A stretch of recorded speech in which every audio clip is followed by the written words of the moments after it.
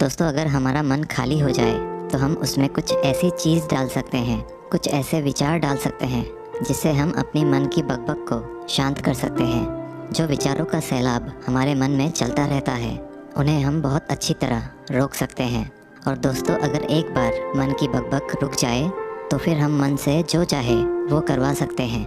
इसीलिए अगर आप मन की बकबक को शांत करवाना चाहते हो तो इस कहानी को आखिर तक ज़रूर सुनिएगा।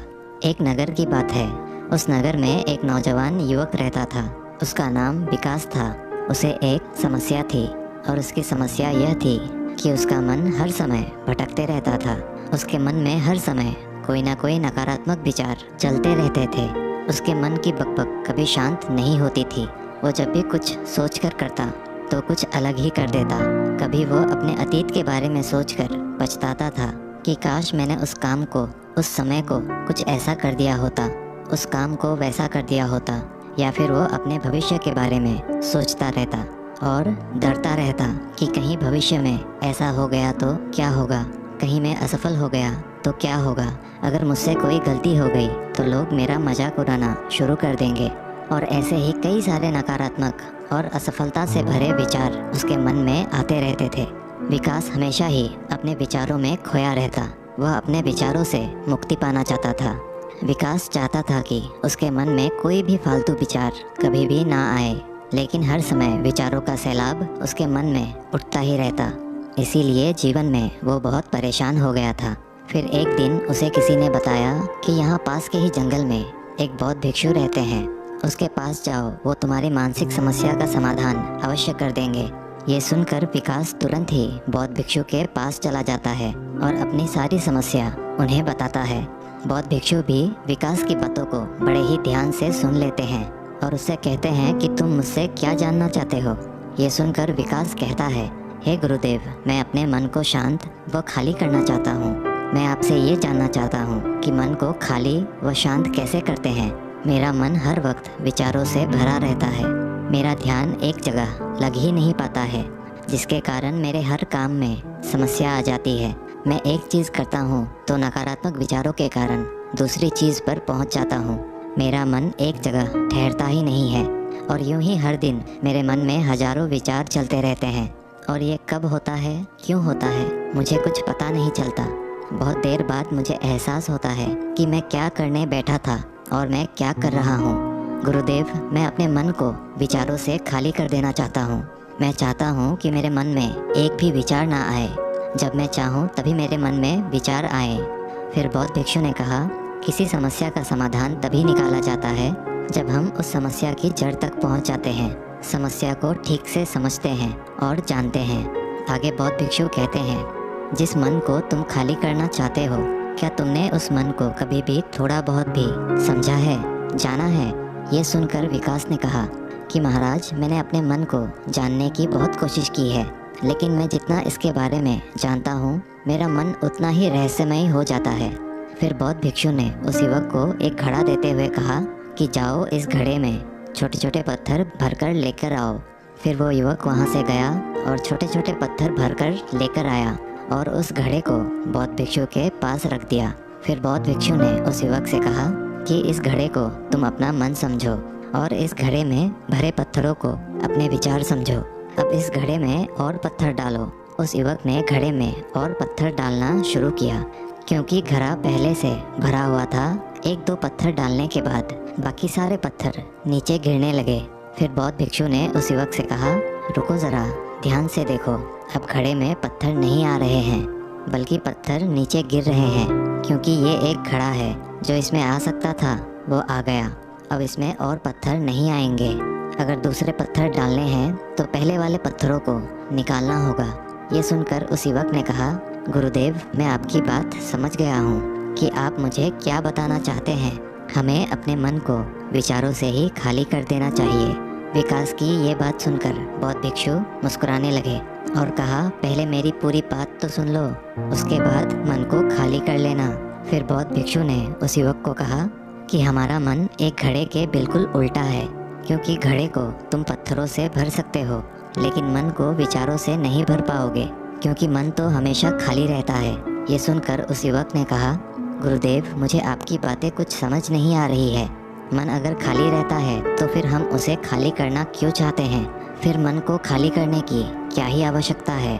फिर बौद्ध भिक्षु ने उससे कहा कि इस घड़े से एक एक करके पत्थरों को बाहर निकालो। विकास ने वैसा ही किया। वह घड़े में से एक एक करके पूरे पत्थरों को बाहर निकालता रहा और ऐसा करते करते अंततः घड़ा खाली हो गया। फिर बौद्ध भिक्षु ने उसी वक्त से कहा, देखा तुमने, जब एक एक करके तुमने पत्थरों को बाहर निकाला तो ये घड़ा खाली हो गया। अब तुम इस घड़े में कोई भी पत्थर डाल सकते हो, दूसरे पत्थर डाल सकते हो या फिर उन्हीं पत्थरों को दोबारा डाल सकते हो। आधा भर सकते हो या फिर पूरा भी भर सकते हो। फिर वह युवक कहता है, गुरुदेव, मैं भी तो यही कह रहा हूँ कि मुझे अपने मन को खाली करना है। ये तो एक पत्थर है, इसे आसानी से निकाला जा सकता है और घड़े को खाली किया जा सकता है, लेकिन गुरुदेव, मैं अपने मन को खाली कैसे करूँ? फिर बौद्ध भिक्षु ने कहा, इस घड़े में एक पत्थर डालो और 2 पत्थर निकालो। ये सुनकर उस युवक ने कहा, गुरुदेव, ये कैसे हो सकता है? जब इस घड़े में एक पत्थर होगा तो एक ही पत्थर निकलेगा, 2 कैसे निकलेंगे? फिर बौद्ध भिक्षु ने उससे कहा, ऐसा नहीं हो सकता है, तो ऐसा ही करो कि इस घड़े में 2 पत्थर डालो और 4 निकालो। विकास ने कहा, महाराज, ऐसा कैसे हो सकता है? ये कोई चमत्कारिक घड़ा तो है नहीं कि 1 डालो तो 2 निकल आएंगे, 2 डालो तो 4 निकल आएंगे। यह सुनकर बौद्ध भिक्षु ने कहा, यह घड़ा तो चमत्कारिक नहीं है, लेकिन तुम्हारा मन तो चमत्कारिक है। उसमें से अगर तुम एक विचार बाहर निकालते हो तो उसके साथ 2 विचार आते हैं, और जब तुम उन 2 विचारों को पकड़ते हो तो उसके साथ 4 विचार निकलते हैं, और फिर ऐसा करते करते विचारों की एक लंबी श्रृंखला बन जाती है, और फिर तुम कहीं नहीं रुकते, एक के बाद एक विचारों को पकड़ते जाते हो। यह मिट्टी का घड़ा तो पत्थरों से भर जाएगा, लेकिन तुम्हारा मन कभी नहीं भरता, वो हमेशा खाली है। लेकिन वह खाली नहीं करता। ये इस मन की माया है कि सब कुछ है लेकिन फिर भी कुछ नहीं। फिर उस युवक ने कहा, गुरुदेव, मैं आपकी बात समझ रहा हूँ, लेकिन क्या मैं हमेशा अपने विचारों के जाल में ही फंसा रहूँगा? क्या मन के इस माया जाल से निकलने का कोई रास्ता नहीं है? फिर बौद्ध भिक्षु ने कहा, इस मिट्टी के घड़े में आधे पत्थर भर दो। फिर उस युवक ने ऐसा ही किया। फिर बौद्ध भिक्षु ने कहा, अब इन पत्थरों में से कोई एक पत्थर चुनो और उस पत्थर की एक छोटी सी मूर्ति बनाकर मुझे दे दो। मैं जानता हूँ कि तुम एक अच्छे कलाकार हो। विकास ने एक पत्थर निकाला और उस पत्थर को बौद्ध भिक्षु के सामने ही तराशने लगा। पत्थर को तराशते वक्त उसे लगा कि ये पत्थर अच्छा नहीं है। फिर उसने दूसरा पत्थर घड़े से निकाला, लेकिन उसे वो पत्थर भी पसंद नहीं आया। फिर उसने तीसरा पत्थर निकाला, लेकिन वो तीसरा पत्थर भी उसे पसंद नहीं आया। उसका रंग अच्छा नहीं था। ऐसा करते करते उस युवक ने सारे ही पत्थरों को बाहर निकाल दिया। उस युवक को ऐसा करते हुए बौद्ध भिक्षु बड़े ही ध्यान से देख रहे थे। फिर बौद्ध भिक्षु ने उससे कहा कि जो तुमने सबसे पहले पत्थर निकाला था, उस पत्थर को ये समझकर तराशो कि इसके बाद तुम्हारे पास कोई और पत्थर नहीं है और ये एक ही पत्थर तुम्हारे पास है। फिर उस युवक ने, जैसा गुरुदेव ने कहा, उसी एक पत्थर को लेकर तराशना शुरू किया और उसने उस पत्थर से एक बहुत ही सुंदर मूर्ति बनाई और बौद्ध भिक्षु को भेंट की। और बौद्ध भिक्षु से कहा, गुरुदेव, इस पत्थर से इतनी सुंदर मूर्ति बन सकती थी, मैं ये सोच भी नहीं सकता था। उस युवक की बात सुनकर बौद्ध भिक्षु ने कहा कि जब तुम्हारे पास और कोई दूसरा विकल्प नहीं होता है, तब हम उस विकल्प में ही संपूर्ण ऊर्जा लगाते हैं और उसी को सबसे बेहतर बनाते हैं। और जब हमारे पास कई सारे विकल्प होते हैं तो हम पत्थर चुनते भी नहीं और मूर्ति बनती भी नहीं। हमारा मन भी एक विचार के पीछे हजारों विकल्प खोल के रख देता है और एक मुख्य विचार को छोड़कर उन हजारों फालतू के विचारों में उलझकर हम रह जाते हैं। फिर उस युवक ने कहा, गुरुदेव, मैं आपकी बातों को बहुत अच्छे से समझ गया हूँ, लेकिन अब मुझे क्या करना चाहिए? कृपया आप मेरा मार्गदर्शन करें। बौद्ध भिक्षु ने उस युवक से कहा कि मन को खाली करना, साफ करना 1-2 दिन का काम नहीं है, ये बहुत लंबी प्रक्रिया है। तो क्या तुम इसके लिए तैयार हो?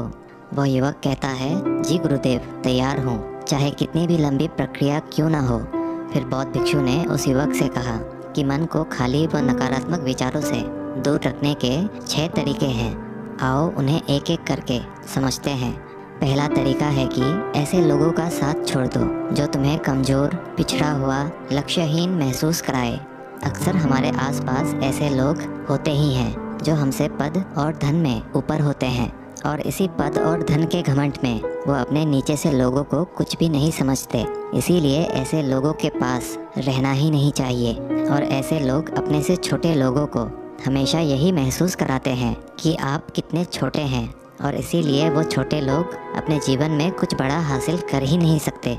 इसके अलावा कई बार हमारे मित्र और घर परिवार के सदस्य भी ऐसे होते हैं जो अक्सर हमें छोटा महसूस कराते हैं, हमें नीचा दिखाने की कोशिश करते हैं, लोगों के सामने हमारा मजाक बनाते हैं। तो ऐसे लोगों से जितना दूर हो सके उतना दूर रहो।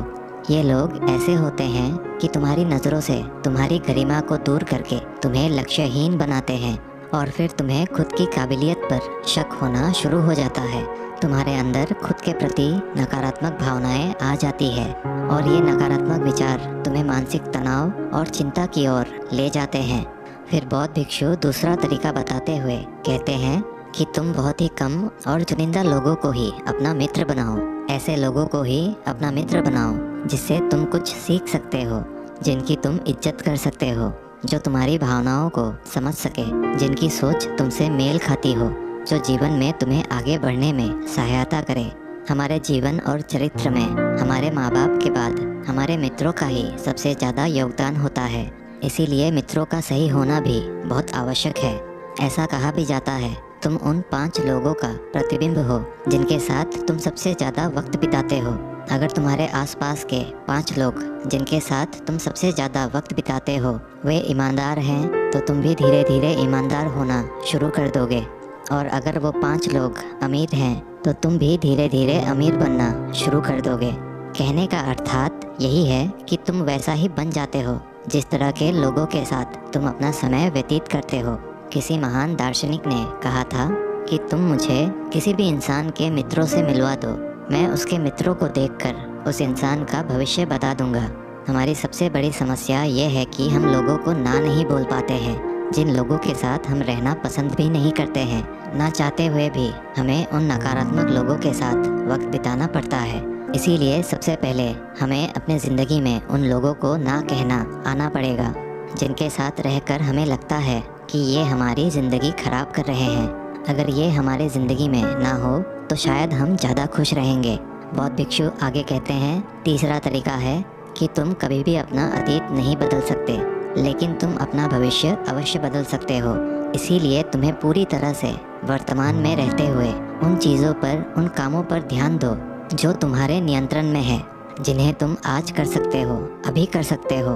बौद्ध भिक्षु कहते हैं, मेरी एक बात हमेशा याद रखना, केवल वर्तमान में रहकर भविष्य को संवारा जा सकता है, अतीत में रहकर नहीं। इसीलिए वर्तमान में जीने की आदत डालो।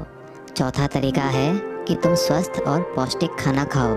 हमारा शरीर ऊर्जा से चलता है, और हम जैसा खाना खाएंगे वैसी ही ऊर्जा हमारे शरीर को मिलेगी।